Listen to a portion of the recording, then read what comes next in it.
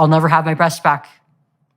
A reconstruction will do nothing for me, and it might make things worse actually, because I've had some complications pop up this year with the grafts. I have to cover them up with bandages, or else I don't know what's going on with them. I tried to consult my surgeon about it, and he didn't really investigate.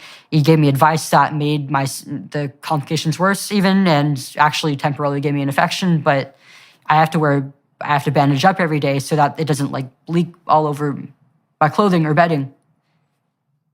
And Jesus, from the hormones and blockers, I've been experiencing some joint pains, mainly in my arms, my legs, and my back. And yep.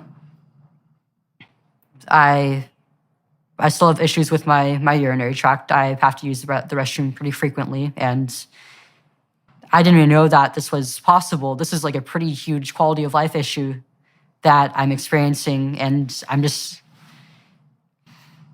not really getting any help for it. And on top of that, I do hate to speak about it, but I'm experiencing sexual dysfunction at the age of 18. That's something that women usually go through when they're in their 40s to 50s. Right.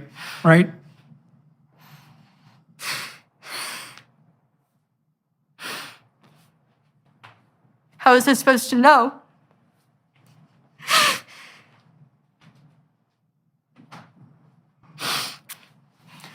How many times do the victims of ideology have to speak?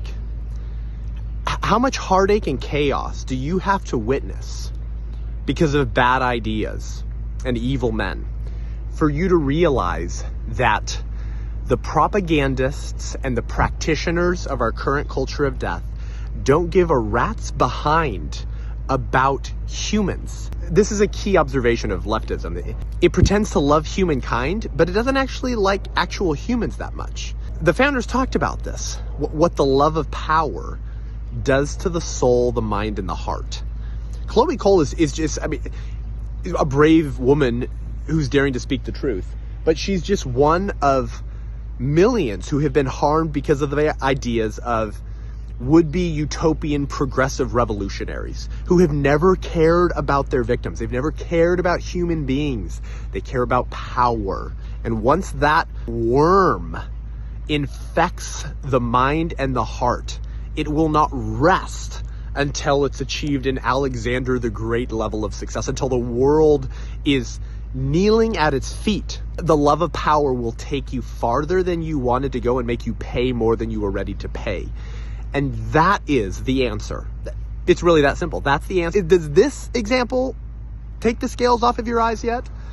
And of course, in relation to the abortion issue, isn't the unborn a convenient victim? So they never get to blow the trumpet on bad ideas. They never get to explain that the ideas behind the abortionist who was behind the forceps that ripped their limbs off of their body, how painful that was. They never get to tell their story, right? It reminds me of what one more honest secular moral revolutionary third wave feminist once said, Camille Paglia, who's renowned for saying the quiet part out loud.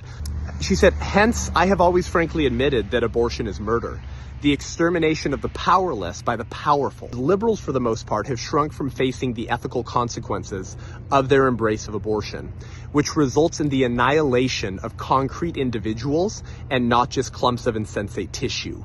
So whether it's the leftist theocrats chopping off the tissue of men who think they're women and deceiving them that they won't experience peace until they chop up their body, or whether it's the same high pontiffs of progressivism telling young scared women that they won't experience peace unless they chop up their pregnancy tissue, otherwise known as a baby, it's all the same movement. It's all the same revolution. It's, I want to be as God.